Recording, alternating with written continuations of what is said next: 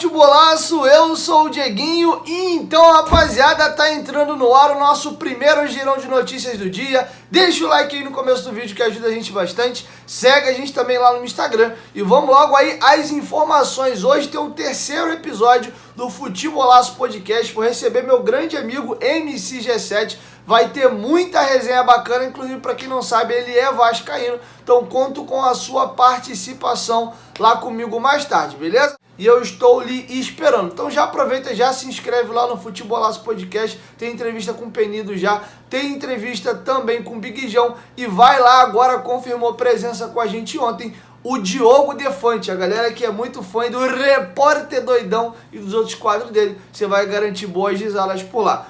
Bom, vamos falar de Vasco da Gama aqui, que foi o motivo da gente fazer esse vídeo. Vamos lá. Vamos começar falando da reunião. Hoje, enfim, terá a reunião entre o Vasco da Gama e a Carol Pfeiffer. A reunião deve acontecer ali entre Jorge Salgado, Carol Pfeiffer e Vitor Roma. Vou ficar aguardando os desdobramentos. A gente está em contato direto com a própria. E assim que eu tiver informação de atualização, eu trago para vocês aqui no canal. Beleza? Tem uma proposta que está na mesa do Vasco, a diretoria está analisando. Dependendo de como caminhar a conversa e a negociação, pode ser que ocorra um desfecho positivo ou um desfecho negativo. A gente só vai ter mais detalhes após a reunião, beleza? Qualquer novidade eu trago para vocês aqui no canal. Bom, vamos falar agora daquela pesquisa encomendada pela própria Carol Pfeiffer. Ela queria conhecer melhor o perfil da torcida do Vasco, o que a torcida, de uma maneira geral, gosta mais de consumir, para ela poder estar procurando marcas que tenham um fit maior com o perfil de consumo da torcida do Vasco. E olha, minha rapaziada, vocês são de outro planeta. A torcida do Vasco é absurda. E a pesquisa foi um sucesso, assim, absurdo. Só para vocês terem a ideia, a pessoa que faz ali a pesquisa, lembrando que não teve dado de ninguém, tá? Você que respondeu a pesquisa, você respondeu perguntas de tipo de serviço, coisas que você consome. Foi isso, ninguém botou nome completo, RG, CPF. Para quem tá falando besteira aí, não teve nada disso. Sinal de que nem a pesquisa respondeu. Enfim, e cara, foi assustador. Foram mais de 50 mil respostas, só não foi mais porque a página bugou. Não aguentou a quantidade de acesso. E aí, o aplicativo, vamos dizer assim, ele tem uma memória. E a memória lotou. Para poder aumentar a pesquisa e as pessoas continuarem respondendo, teria que aumentar a memória. A própria Carol falou, já é mais que suficiente. Nunca foi visto uma pesquisa nessa amostragem desse tamanho. Inclusive, vazou um áudio aí de uma conversa da Carol com a pessoa interna. E ela falou, olha, isso aqui é assustador. Eu nunca vi. Vai ter que virar matéria, vão ter que noticiar sobre isso aí. A Globo, não sei, mas tem que virar matéria. Isso que aconteceu aqui foi uma coisa surreal. Não existe uma pesquisa do tamanho que foi feita agora pela torcida do Vasco. Vocês são surreais. E eu vou deixar com vocês agora aí o próprio áudio enviado para Carol. Oi, Carol. Eu nunca vi uma pesquisa com 56 mil respostas. Isso vai ter que virar uma reportagem nos jornais, nas revistas, na Globo, porque não existe. É a maior amostra possível, já imaginada. Né? Os caras da Mais me ligaram que nunca teve uma pesquisa desse tamanho. Bom, galera, dito isso, e aí, o que vocês acharam? Deixa a sua opinião aqui embaixo nos comentários. Vamos torcer, galera. Vamos torcer para dar tudo certo. E é isso. Bom, vamos falar do departamento de futebol. A situação é a seguinte. Está indefinido ainda ali o diretor executivo de futebol e o coordenador técnico, muito provavelmente, será mesmo o Ricardo Gomes, como noticiou primeiramente o Globoesporte.com. Ontem, o companheiro Joel Silva, do portal Joga 10, levantou uma bola interessante. O Ricardo Gomes só não está ainda contratado e o martelo ainda não foi batido, porque a atual diretoria está pensando na questão ali de conflito de interesse e está preocupada também em não dar munição para a oposição. Por quê? Hoje, o Diego Gomes, que é filho do Ricardo Gomes, ele é empresário do Ricardo Graça e do Miranda e também de alguns jogadores da categoria de base do Vasco da Gama. Por exemplo, o meio-atacante Eric Marcos, que inclusive é jogador de seleção brasileira, e o lateral direito Saulo, que está até estourando a idade agora de sub-20, talvez pode até ser aproveitado no profissional no ano que vem. E aí o pai dele como coordenador técnico e o filho como empresário, então a diretoria estuda se não tem uma questão de conflito de interesse. A idoneidade do Ricardo Gomes, ninguém duvida, é um cara que tem um caráter ímpar e é um cara muito bem respeitado, todo mundo sabe que ele é um profissional muito sério, mas pensando nessa ebulição política e maluca que é o Vasco da Gama, então para evitar zum, o Vasco tá repensando muito se de fato vai contratar o Ricardo Gomes ou não, porque a gente sabe que isso vai ser usado em algum dado momento, principalmente se o trabalho não estiver funcionando, ou se o Ricardo Graça por algum motivo for titular no decorrer da temporada, de repente o Miranda volta do doping e renova contrato, esse tipo de zum. Então por isso o martelo ainda não foi batido. Para o diretor executivo, já falei para vocês o nome aí hoje, mais quente, é o do Anderson Barros, que vai ter uma reunião com a diretoria do Palmeiras após a final da Libertadores. Caso o Palmeiras perca a final, a chance do Anderson Barros ficar lá é baixa.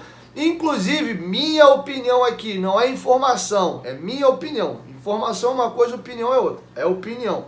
Acho que se o trabalho dele tivesse tão bem avaliado assim no Palmeiras, eles não esperariam uma final de Libertadores para poder ver se fica ou não fica com o profissional. Lembrando que o próprio treinador deles quer um diretor executivo pomposo, renomado. Inclusive um nome que está sendo ventilado aí é de um português badalado e famoso aí. Então Abel Ferreira quer alguém de mais punch e quer que o Palmeiras invista mais pesado no ano que vem. Com isso, dificilmente o Anderson Barros fica. Agora, se o Palmeiras bater campeão da Libertadores, aí o negócio pode mudar. Como o próprio companheiro Lucas Pedrosa disse aqui no canal ontem, ele participou da live ontem aqui no canal, ele e o Mário Coelho, ele disse, olha, se o Palmeiras for campeão da Libertadores, como é que você não renova o contrato do profissional que acabou de ganhar um título de Libertadores?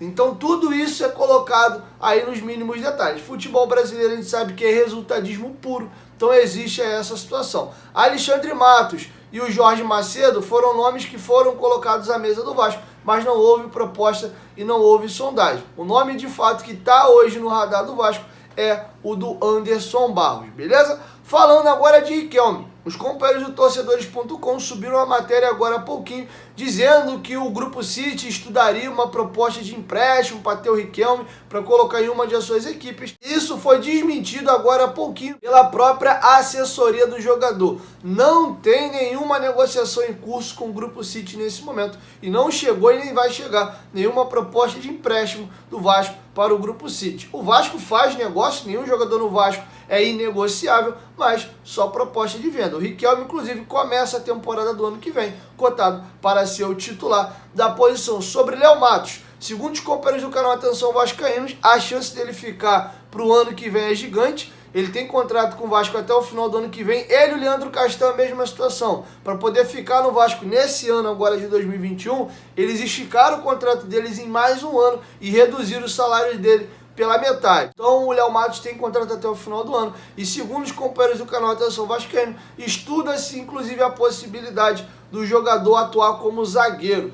Dei essa minha opinião após o jogo de 2-2 agora contra o Remo.